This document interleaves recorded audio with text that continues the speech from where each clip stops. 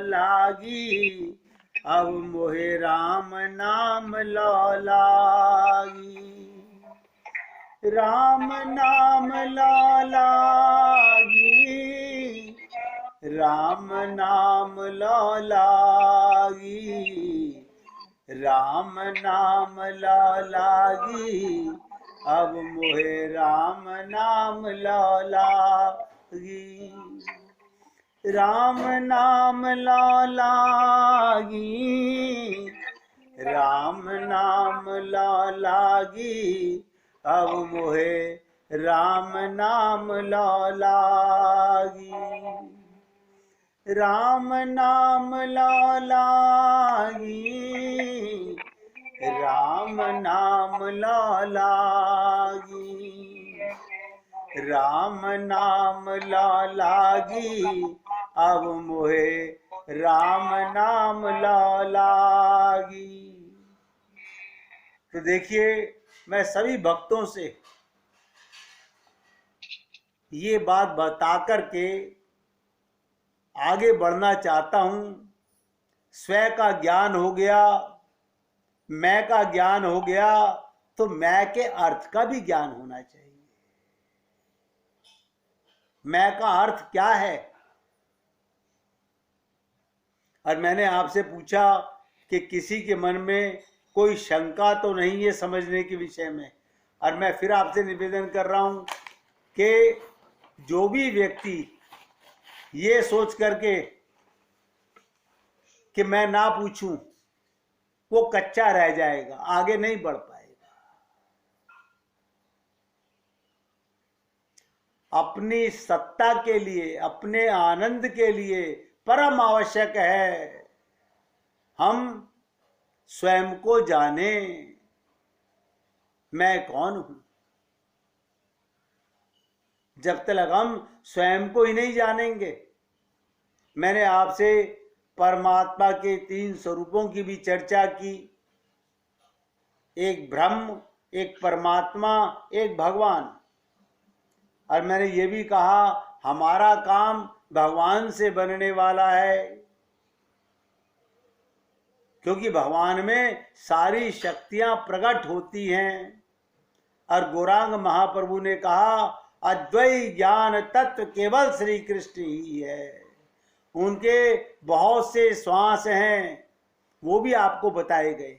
अनंत अवतार ब्रह्मा विष्णु शंकर आदि सब उनके श्वास हैं, और सभी भगवान हैं, और सभी स्वरूप शक्ति के गवर्नर हैं।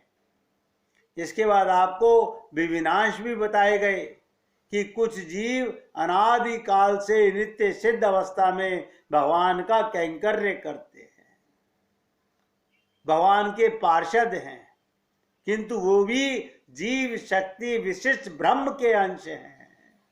एक एक शब्द ध्यान दीजिएगा। भगवान के जो पार्षद हैं, भगवान का जो कैंकर्य करते हैं, भगवान की जो सेवा करते हैं, वो हमारे ही वंशज हैं, हमारे ही बुजुर्ग हैं। वे श्वास नहीं है, क्योंकि उनको भी स्वरूप शक्ति गवर्न करती है, स्वरूप शक्ति के अंडर में रहते हैं। और बाकी आप और हम लोग तो विविनांश हैं ही, उनको आप लोग जानते ही हैं। इसलिए देखिएगा, हमारा शरीर प्राकृतिक है, हमारी इंद्रियां प्राकृतिक हैं, हमारा मन बुद्धि चित्त प्राकृतिक है। भगवान का सब कुछ दिव्य है। भगवान का ध्यान दो, शरीर भी दिव्य है, भगवान का मन भी दिव्य है, भगवान की बुद्धि भी दिव्य है।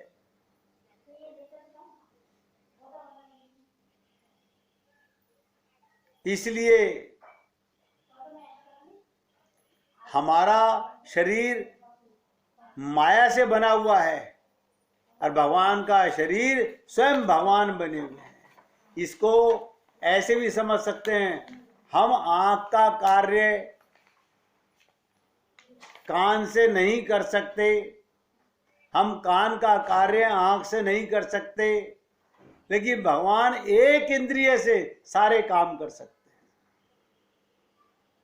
भगवान एक इंद्रिय से सारे काम कर सकते हैं।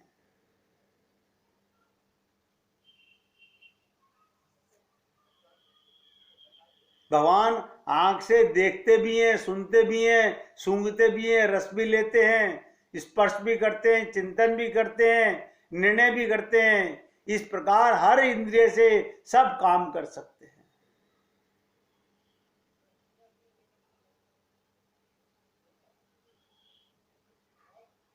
उसके शरीर में किसी रोम से समस्त इंद्रियों का मन बुद्धि का वर्ग होता है, इसलिए वो भेद रहित है उस ब्रह्म को जिससे हमारा दास और स्वामी का नित्य संबंध है।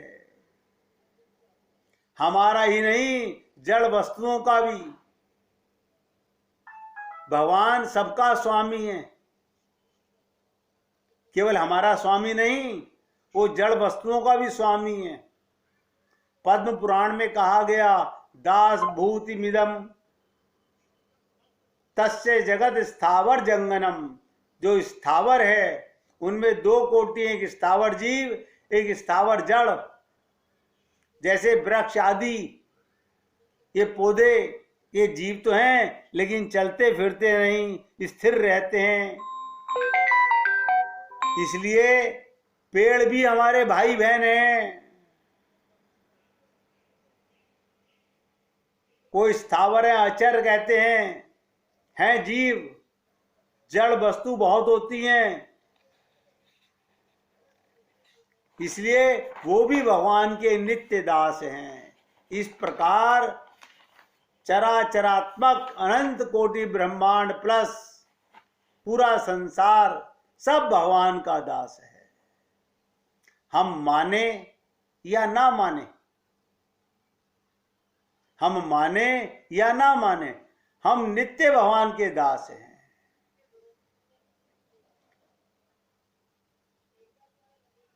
गीता में कहा गया, ममे वांशो जीव लोके। ये जीव क्या है? मेरा अंश है। जीव माने सारा ब्रह्मांड।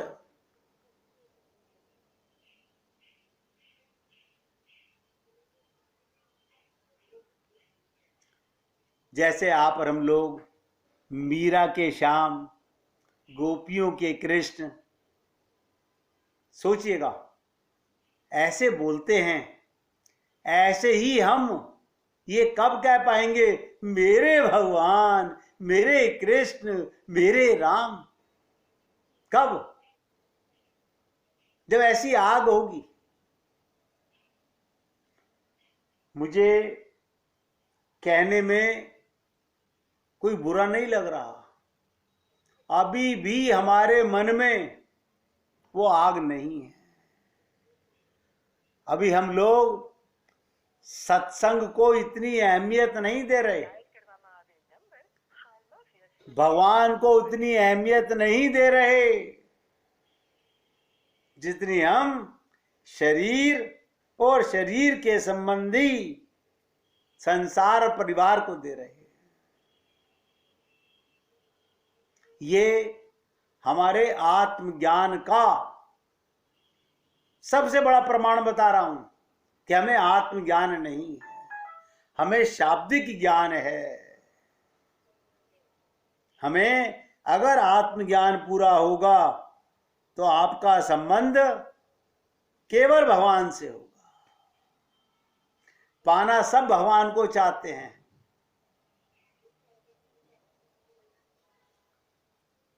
इसलिए निवेदन करना मेरा कार्य है, मानना ना मानना आपका कार्य है। आप खुद सोच के देख लीजिए कि हमारे मन में, राधे राधे भैया, कितनी चाहना है भगवान को पाने। जिस दिन हमारे मन के अंदर, हमारे रोम रोम में भगवान की तड़प पैदा हो जाएगी, जिसके बिना रहा ना जाए, बस जब तक ऐसी प्यास और ऐसी आग हमारे तन बदन में लगेगी नहीं, जब तक हम आगे नहीं बढ़ पाएंगे। देखिएगा,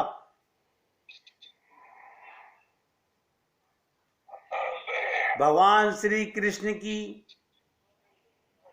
5 अनन्य सखियां थी। एक दिन वो वन में बैठी, गोपियां वन में बैठी फूलों की माला गूंथ रही थी और प्रसन्नचित्त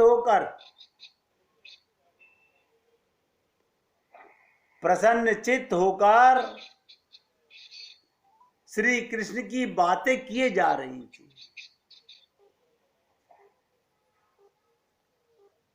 क्या मतलब? वो वन में बैठी हुई, जहां कृष्ण उनके साथ नहीं है, लेकिन वो चर्चा भगवान श्री कृष्ण की कर रही थी। तभी उधर से एक साधु आ निकले, उनके पास से एक महात्मा गुजरे। साधु को रोककर उन बालाओं ने कहा, महात्मन, हमारे प्राण प्रिय श्री कृष्ण वन में कहीं खो गए हैं, आपने उन्हें देखा हो तो बता दीजिए। इस पर साधु महाराज ने कहा, अरे पगलियो, कहीं कृष्ण ऐसे मिलते हैं? उनके लिए घोर तप करना पड़ता है। वे राजेश्वर हैं, रुष्ट होते हैं तो दंड देते हैं, अब प्रसन्न होते हैं तो पुरस्कार देते हैं। तो सखियों ने क्या कहा, महात्मन, आपके वे कृष्ण कोई और होंगे, आपको कृष्ण कोई और होंगे। हमारे कृष्ण तो राजेश्वर नहीं, वो तो हमारे प्राणपति हैं। गोपियों ने क्या कहा, वो तो हमारे प्राणपति हैं, वे हमें पुरस्कार क्या देते, उनके कोष की कुंजी तो हमारे पास है, उनका खजाना तो हमारे पास है। दंड तो वे तभी देते ही नहीं, यदि हम कभी कुपथ्य कर भी ले और वे कड़वी दवा पिलाते तो ये दंड नहीं देते, प्रेम है। साधु भी गोपियों की बात सुनकर मस्त हो गया। सभी गोपियां श्री कृष्ण को याद करके नाचने लगी। और ध्यान रखिएगा, वो महात्मा जो गोपियों को ज्ञान दे रहा था, सभी गोपियों के साथ साधु भी तन्मय होकर नाचने लगा। कहने का तात्पर्य, सारा वातावरण कृष्णमयी हो गया। अब ये जो मैंने आपको गोपियों की लीला सुनाई, आप सोचिए, ये गोपियां वन में बैठ के फूलों की माला बनाती हुई भगवान कृष्ण की बातें कर रही हैं। और आप बुरा मत मानिएगा, आप सब सोचिएगा, हम 4 सखियां बैठी हों तो राम की चर्चा करती हैं या कृष्ण की चर्चा करती हैं या संसार की चर्चा करती हैं। मेरे कहने का तात्पर्य आप भली प्रकार से समझ सकते होंगे। समय वही है, मन वही है,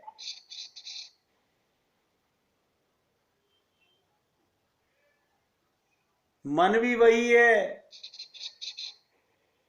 तन भी वही है, और आप खुद अपने को नहीं जानते। जिस दिन तुमको अपना पता होगा, उसी दिन चर्चा बदल जाएगी।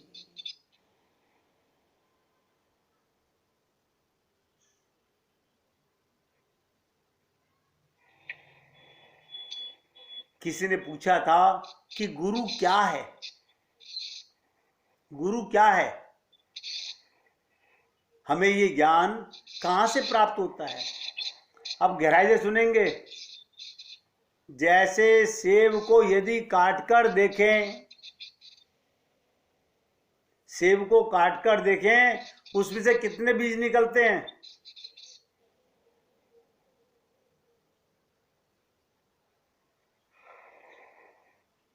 एक सेब में से काटोगे 3 बीज निकलते हैं मैक्सिमम, और एक बीज से एक पेड़, एक पेड़ से अनेक सेब, अनेक सेबों में फिर 3-3 बीज, हर बीज से फिर एक एक पेड़। ये अनवरत क्रम चलता आ रहा है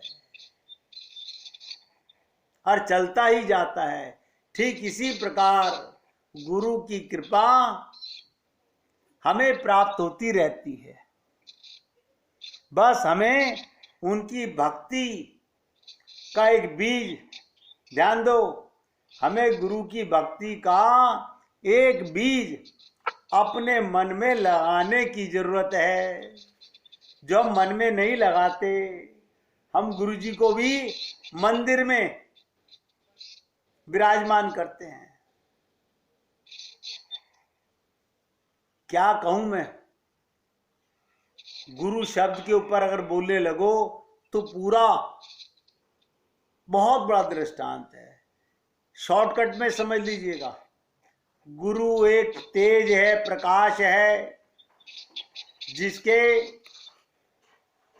आते ही, गुरु के आते ही सारे संशय, अंधकार खत्म हो जाते हैं।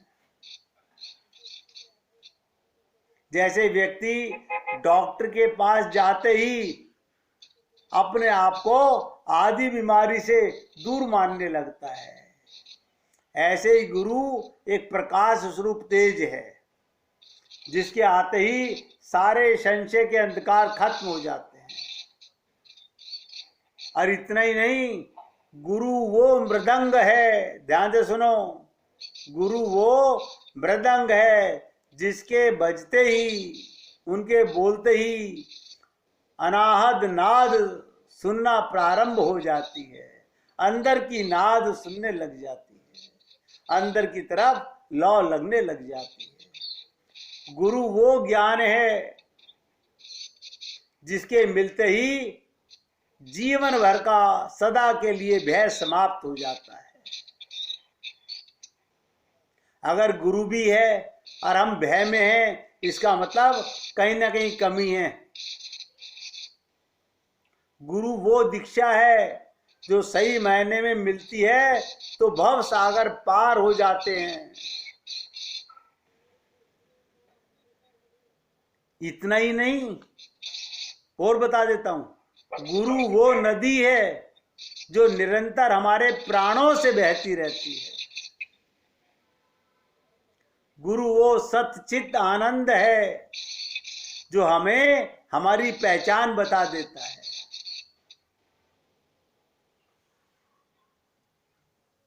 एक बार एक भक्त बोल रहे थे कि गुरु तो वो बांसुरी है जिसके बजते ही मन और शरीर आनंद का अनुभव करने लगते हैं।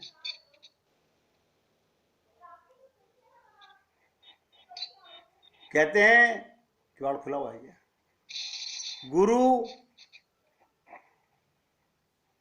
वो अमृत है जिसको पीकर कोई कभी प्यासा नहीं रहता। गुरु तो कृपा जो सिर्फ कुछ सत शिष्यों को विशेष रूप से मिलती है और कुछ पाकर भी समझ नहीं पाते। देखिएगा, गुरु तो वो बरसात है जो सब पर बराबर बरस रही है। कुछ उस बरसात में भीग जाते हैं, कुछ छतरी लेकर निकल जाते हैं।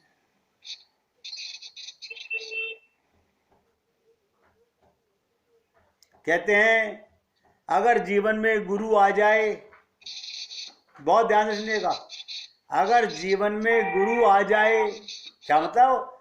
गुरु वो प्रसाद है जिसके भाग्य में उसे कभी कुछ मांगने की फिर जरूरत नहीं रहती। वो सबसे बड़ा माला माल जीव हो जाता है। भाई, मैं क्या कहूं।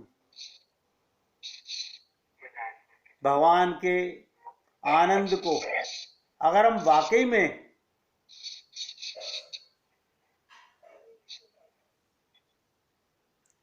भगवत प्रेम को समझना चाहते हैं तो आज स्व के अर्थ के ऊपर पहले शब्द पर बोल रहा हूं।